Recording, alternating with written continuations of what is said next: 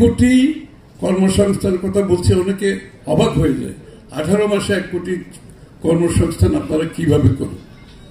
আমাকে অনেকে বলে, খসরু ভাই আপনারা একটু অ্যাম্বিশিয়াস হয়ে গেলেন না, 18 মাসে কিভাবে 1 কোটি চাকরি দেবে? আমার উত্তর হয়, ইয়েস, আমরা অ্যাম্বিশিয়াস,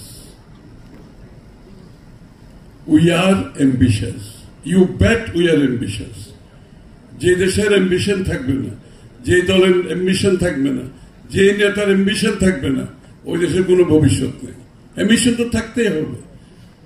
1 কোটি চাকরি আমরা কিভাবে নেব? আমরা তো স্ট্রাকচার করেছি কোথায়, কোন সেক্টরে কত কর্মসংস্থান, দেশে কত হবে, বাইরে কত হবে, আত্মকর্মসংস্থান কত হবে, কোন সেক্টরে হবে। আমরা তো এগুলো হোমওয়ার্ক করে বলেছি, আমরা তো আপনি পলিটিক্যাল স্টেটমেন্ট করিনি। তো সুতরাং এই মেসেজটা একটা দেখে বাংলাদেশের মানুষের প্রাথমিক এখন চাহিদা হচ্ছে নতুন প্রজন্মের একটা চাকরি, অথবা আত্মকর্মসংস্থান, অথবা বিদেশে কর্মসংস্থান। এই জন্য আমরা এই জিনিসটাকে সামনে নিয়ে আসছি যে কর্মসংস্থানটা অনেক বড় বিষয়।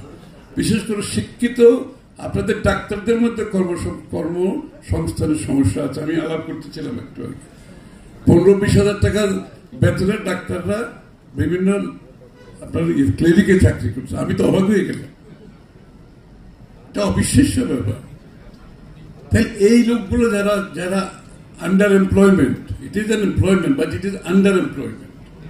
এটা তো সেই ডাক্তারি এতদিন পাস করেছে, এই চাকরির জন্য তো সে ডাক্তারি পাস করেন না।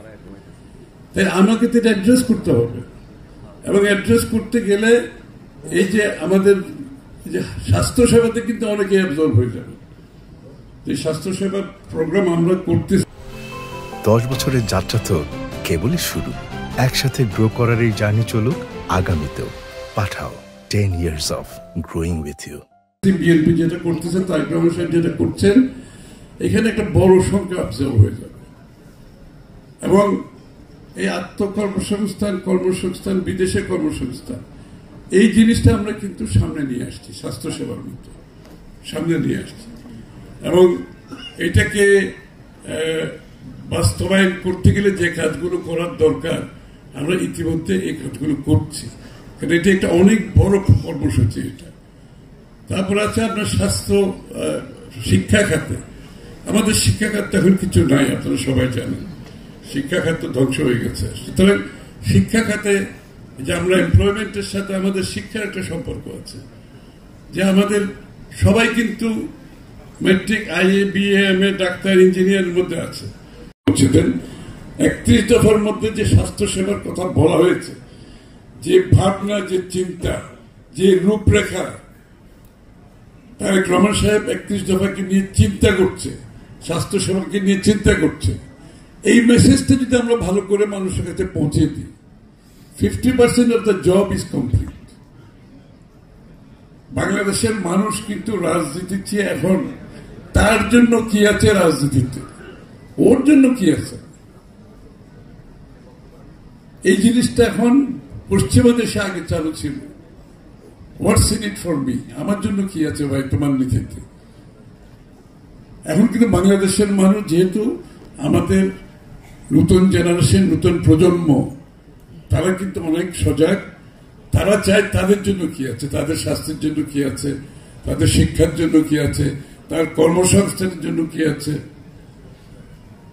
এই বিষয়গুলো, যেহেতু আপনারা সবাই ডাক্তার, আমি আপনাদেরকে বলব, স্বাস্থ্য সেবা কিন্তু মানুষের প্রাইমারি কনসার্ন বাংলাদেশে। আমরা যখন বলি আমরা প্রাথমিক স্বাস্থ্য সেবা বিনামূল্যে দেব, আপনার ডাক্তারদের কাছে সেটা একরকম। আমার কাছে একদিকে স্বাস্থ্য সেবা নিশ্চিত করা সাধারণ মানুষের, অন্যদিকে সেটা নিশ্চিতের মাধ্যমে বিনামূল্যে দিয়ে তার কাছে যে সেভিংসটা হচ্ছে 5 থেকে 10 হাজার টাকা, এটা কিন্তু তার পকেটে টাকা থাকে। ইনডাইরেক্টলি আপনি কিন্তু একদিকে স্বাস্থ্য সেবা দিচ্ছেন, আবার ইনডাইরেক্টলি কিন্তু তার পকেটে তার কিন্তু জীবনযাত্রার মানটা উন্নত করছেন, কারণ তার পকেটে টাকাটা থেকে যাচ্ছে, এটা সে খরচ করছে না এই টাকাটা, এবং তার দৈনন্দিন জীবনে এটা তার পরিবারের খাওয়া দাওয়ার ইমপ্রুভমেন্ট হবে, তার অন্যান্য কাজগুলো তারা করতে পারবে, এবং তার জীবনযাত্রার মান উন্নত হবে।